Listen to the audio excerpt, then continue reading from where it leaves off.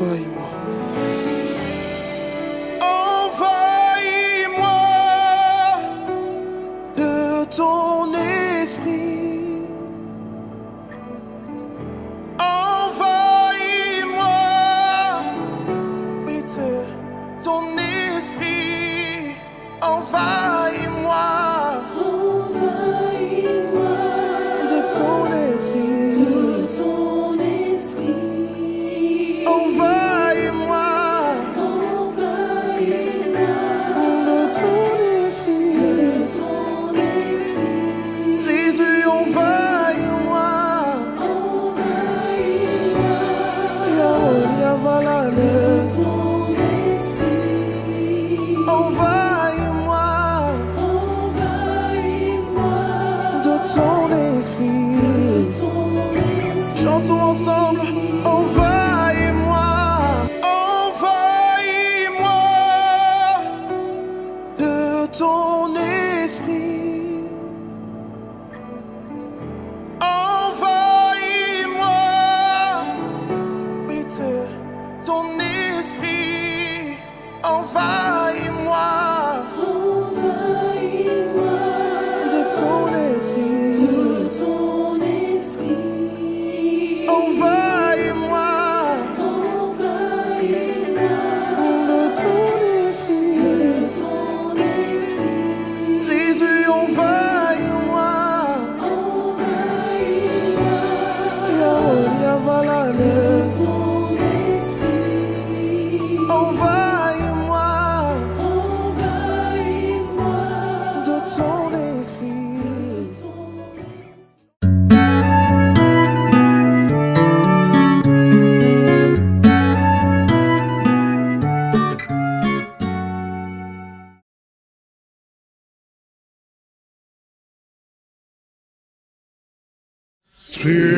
Spirit of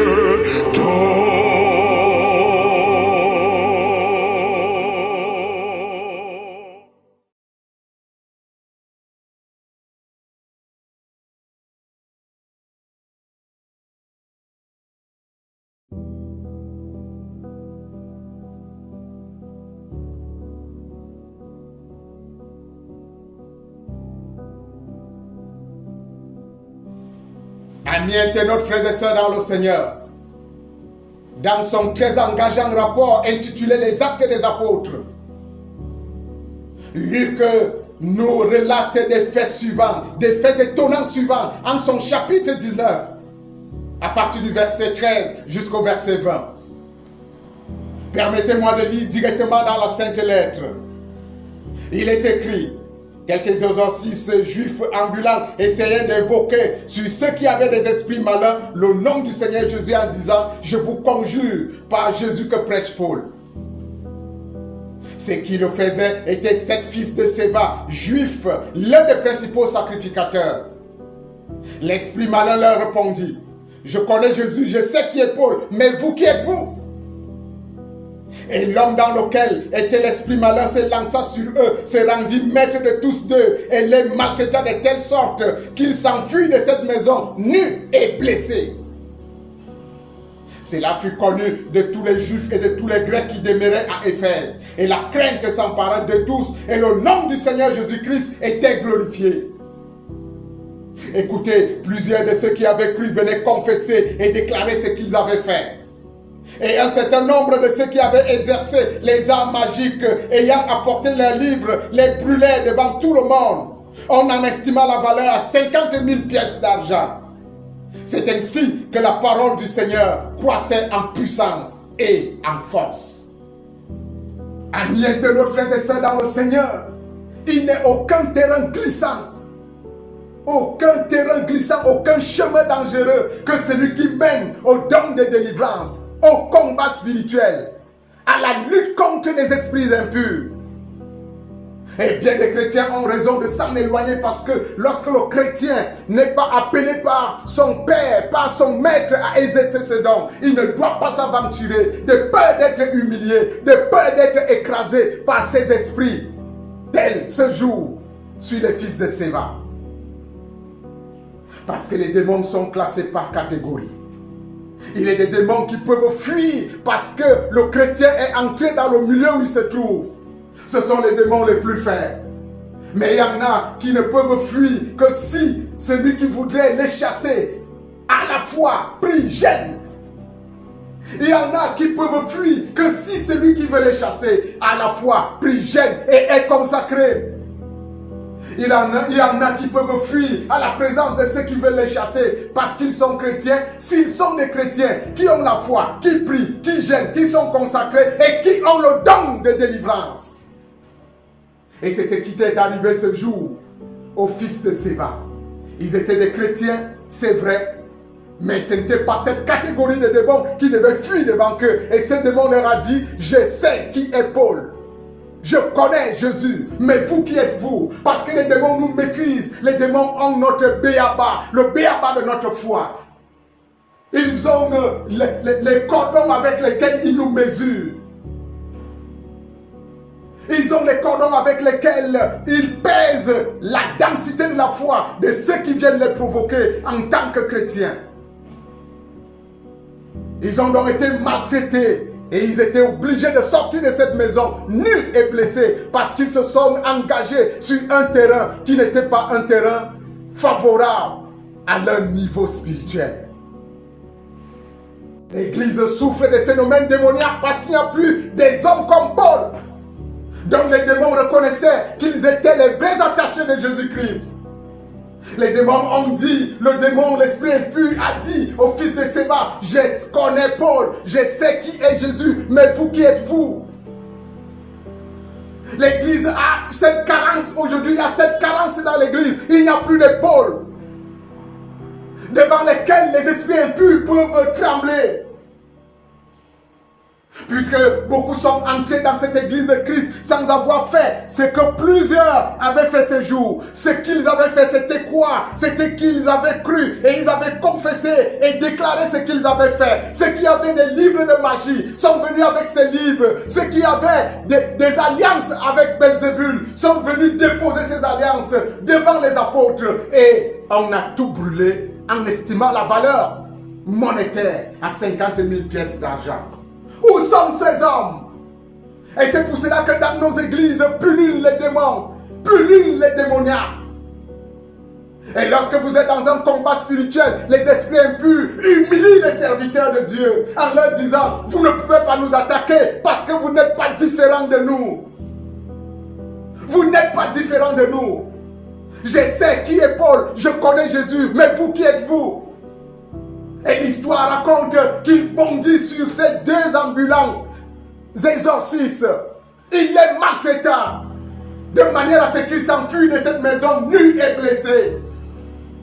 C'est pour cela que ce compartiment à l'église est négligé aujourd'hui. Parce qu'il n'y a pas les hommes et les femmes capables de se soumettre aux exercices qui peuvent leur permettre de tendre la poitrine aux démons et de les résister. Frères et sœurs dans le Seigneur, bientôt les démons nous maîtrisent mieux que quiconque. Ils ont la mesure réelle de notre foi. Ils connaissent notre capacité de rétention de la parole de Dieu, notre fidélité. Ils connaissent nos infidélités, ils connaissent nos désirs, ils connaissent nos convoitises. À plusieurs reprises, lors des séances de délivrance, les démons décrivent l'histoire de ceux qui sont des chrétiens, qui leur appartiennent. Oui, les fils de Séva ont payé cash ce jour-là le prix de leur manque de foi, le prix de ce qu'ils voulaient s'engager dans un ministère qui ne leur était pas affecté. Ils ont payé cash parce qu'ils ont rencontré un esprit coriace. Ce genre d'esprit qu'avaient rencontré les disciples, où ils ont passé du matin au soir à prier sans que l'esprit ne puisse obéir à leurs ordres. Mais quand le Seigneur Jésus est arrivé, le Seigneur Jésus-Christ a chassé cet esprit de la plus simple des manières. En aparté, ils ont rencontré leur maître pour poser le problème. Pourquoi cet esprit ne nous a pas obéi? Et le Seigneur de leur dit, cette espèce-là, c'est-à-dire cette catégorie de coriace, cette catégorie de colossal esprit, ne peut partir que par le jeûne et la prière. Nous sommes entourés de ces esprits dans nos églises, dans nos familles. Combien descendent dans la tombe prématurément parce que ces esprits ont frappé plus fort? Combien descendent dans les tombes et les cimetières prématurément parce que ces esprits font tout ce qu'ils veulent, parce qu'il n'y a personne qui peut leur opposer la moindre résistance. Comme j'ai crié au début de cette méditation, où sont les Paul? Où sont les Pierre? Où sont les André qui disaient aux esprits, faites ceci, et les esprits le faisaient sans manigance? Il faut revenir à la primitive église pour comprendre d'où ils ont puisé leur pouvoir. Leur pouvoir se reposait sur l'authentique, il est écrit, sur l'authentique foi qu'un chrétien peut animer vis-à-vis de son maître. Nous avons passé une agréable semaine. Elle est finie et puis l'année même décline. Nous avons parlé des crises de toutes les manières au cours de cette année 2025. La prière que je formule pour vous, c'est que l'Éternel vous donne la capacité de résister à ces esprits. La capacité de dire à un esprit, éloigne-toi de moi, et il s'en va la queue entre les jambes. Passons un agréable sabbat. Shalom.